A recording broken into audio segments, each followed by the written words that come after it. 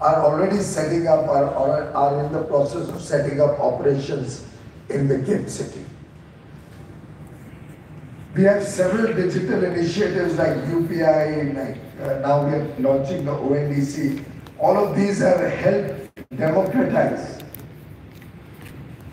and provide opportunity to the smaller companies or medium sector companies in the fintech space, in the hopefully going forward in the e-commerce space.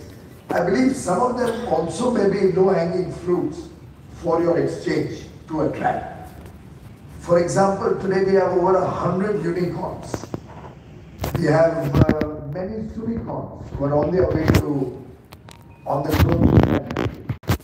Maybe a good 70 or 80 of them, I think they are unicorns. Maybe a good idea if you could interact with them. Our startup department in the Ministry of Industry will be very happy to help forge these unicorns, low-hanging fruits, because they are looking to become unicorns, raise capital. And maybe a good idea to create some kind of an interface between the startup ecosystem and the BSE platform, which will be good for both. Help them grow faster, help you get a larger share of companies on the growth track, and the best part would be that would also encourage domestic capital into the startup ecosystem. Unfortunately, I've been appealing on many occasions that investors are not looking towards the startup ecosystem as big a number as we should. We have a very large number of domestic investors who are active on the stock exchanges, the BSE and NSE. In fact, I must compliment the Indian domestic investors, the mutual funds, even the retail investors who have actually come of age, who have demonstrated that irrespective of what happens in the world or irrespective of what foreign investors may believe in the India story or may not have the wherewithal to stay invested in India, the Indian investors are able to hold the Indian market strong. And I think that's a matter of pride for all of you. It's something that has demonstrated to the world that the equity culture is now getting into the country in a much bigger way. We have a large pool of investors, a large pool of capital being invested in the stock exchange, and that's good news. And as I don't know who had said it, but I recall somebody saying that market में सबसे बड़ा risk market में नहीं रहने का है, risk नहीं लेने का है. And I think in some sense अब भारत के लोग तैयार हो गए हैं, थोड़ा रिस्क लेने की भी क्षमता बढ़ी है. जैसे जैसे अर्थव्यवस्था बढ़ रही है, जैसे जैसे प्रॉस्पेरिटी आ रही है लोगों में, वैसे वैसे मैं समझता हूँ रिस्क लेने की भी कैपेसिटी भारत की बढ़ रही है. और रिस्क में से प्रॉफिट भी आता है. और मुझे लगता है भारत के स्टॉक एक्सचेंजेस ने तो over long period of time अगर हम देखें, they have given good returns to stable investors, to consistent investors. So I'm quite sure that going forward, even this SME platform has huge potential. We need to market it better.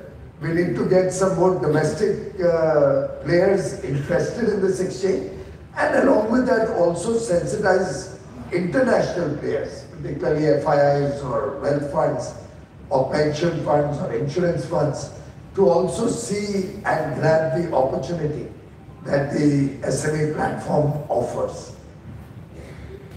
India's story in Amrit Kal, the next 25 years, as we move towards becoming a developed nation, a prosperous nation, is something which the world is observing, the world is studying, the world is quite excited about. My own experience across my interactions with trade ministers or economy ministers around the world is very, very bullish, if I may borrow a phrase from your mind. They have more confidence in the India story than I suspect sometimes we have. They are looking at India with much more confidence, much more hope, much more commitment to the India story than I see sometimes reflected in individual private conversations. But my own belief is that even on a business as usual case, even if you and I are not to put in too much effort, we are not going to be less than a $32 trillion economy when we become 100 years of independence, when we celebrate.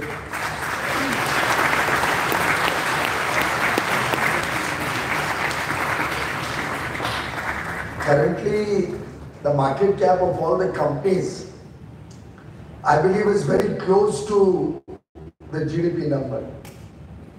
So one can imagine the market cap in 2047.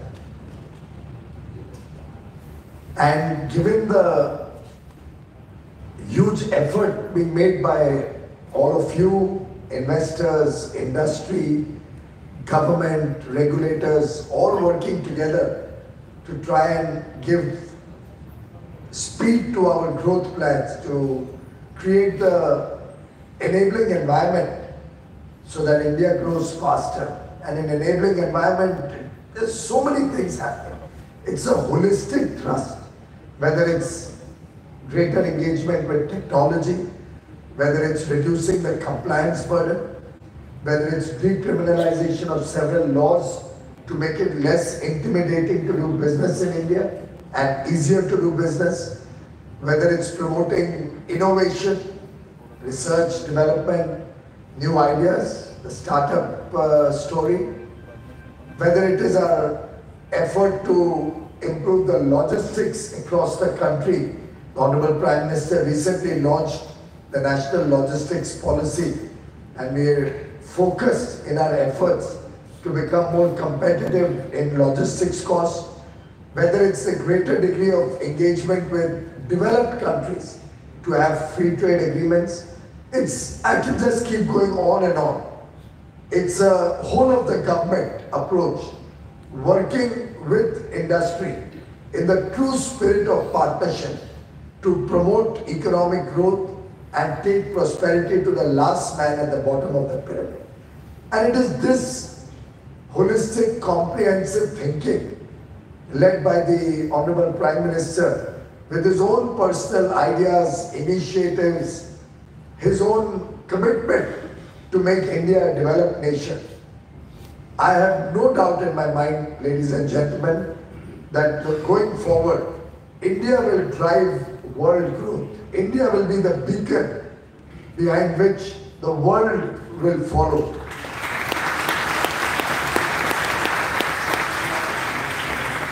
And all of you, and I see so many young boys and girls in this room, so many young people are going to live through this journey in the Amrit Kaal. You're going to enjoy the fruits of this journey. You're going to be the people who will hold the command of the India growth story in the next 25 years.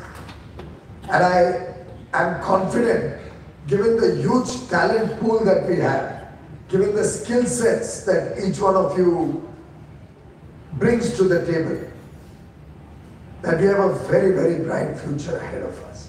And I'm glad that the markets have that confidence. The markets have shown tremendous resilience, particularly in the challenging times that the world is going through. The market has shown a lot of confidence in the India growth story, and clearly they can visualize the future where over 1 billion people, an aspirational billion as I often call them, are driving growth, are driving new opportunities. Nowhere else in the world do we have an opportunity of the size and scale that India can offer today. I'm sure the exchange, the SME exchange, will be a part of this growth journey, will be a part of the prosperity that we hope to bring to India, and will also bring prosperity both to the companies who are listed here and to the market participants who trade on this exchange. I can only make a few small suggestions as we grow the economy, as we grow this platform. SMEs, of course, we are all aware, are a very, very important